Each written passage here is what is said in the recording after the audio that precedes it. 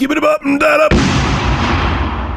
So good news, the PlayStation 5 won't sound like a jet engine like some people's PlayStation 4 did, because they're actually going to put proper cooling in it. Yay, Sony! Let's get into it. Today's video is brought to you by this Sabrent Rocket Nano hard drive. This is a hard drive. It's the size of a thumb drive, and it stores up to 2 terabytes of storage depending on the model you purchase, and it has up to 1,000 megabytes per second speeds. It also comes in this awesome case and includes a USB-A to USB-C cable and a Thunderbolt 3 cable to really take advantage of how fast this drive truly is. Affiliate link below in the description.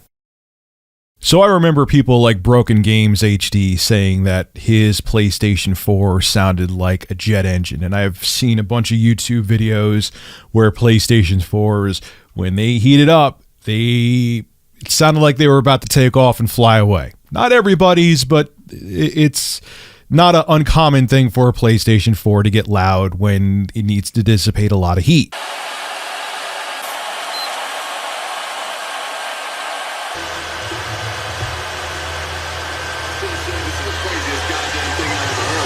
Well, with the PlayStation 5, they are looking to mitigate that and make it much quieter. This is what comicbook.com has to say about it. The PlayStation 5 will not replicate one of the PS4's biggest issues, or at least that's what a new report about the console insinuates. As you may know, the PlayStation 4 is notoriously loud, and this more often than not is because it's overheating.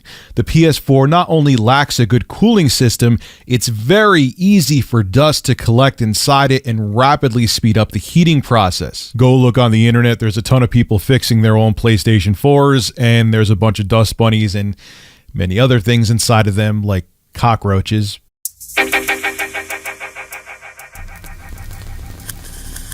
That just means people are disgusting. But anyway, let me continue. When the console gets hot, the fan kicks in. And when it gets really hot, the fan really kicks in. And this process is loud enough, but if it happens too often, the fan can get damaged and become even louder. It's a pain, but thankfully it sounds like this won't be an issue with the PS5. According to a new report, many of the PlayStation 5's components have already been locked down, including the cooling system, which will cost a few dollars per unit. And while this may not sound expensive for a cooling unit, it is. Usually you'd expect less than $1 to be spent on a cooling system. So the fact that Sony is splashing multiple dollars on a fancy cooling system is pretty noteworthy.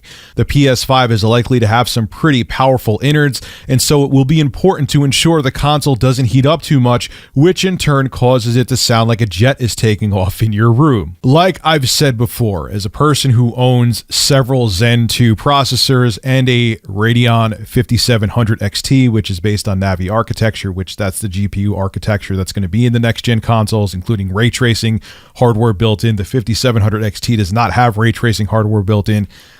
The components run hot. The Zen 2 chips run hot. The GPU runs hot. It's just hot running tech. You need to have adequate cooling for it, and they can't skimp around on the cooling systems for both the Xbox Series X and the PlayStation 5.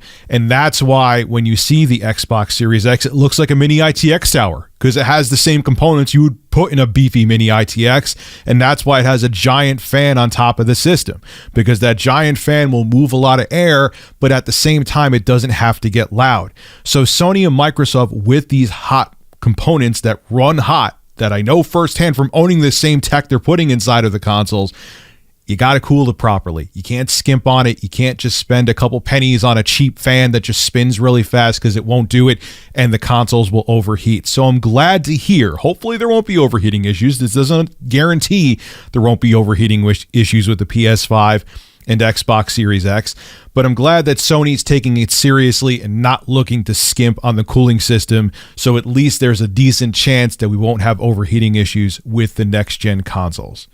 This is Rich of Review Tech USA signing out. Have a good one.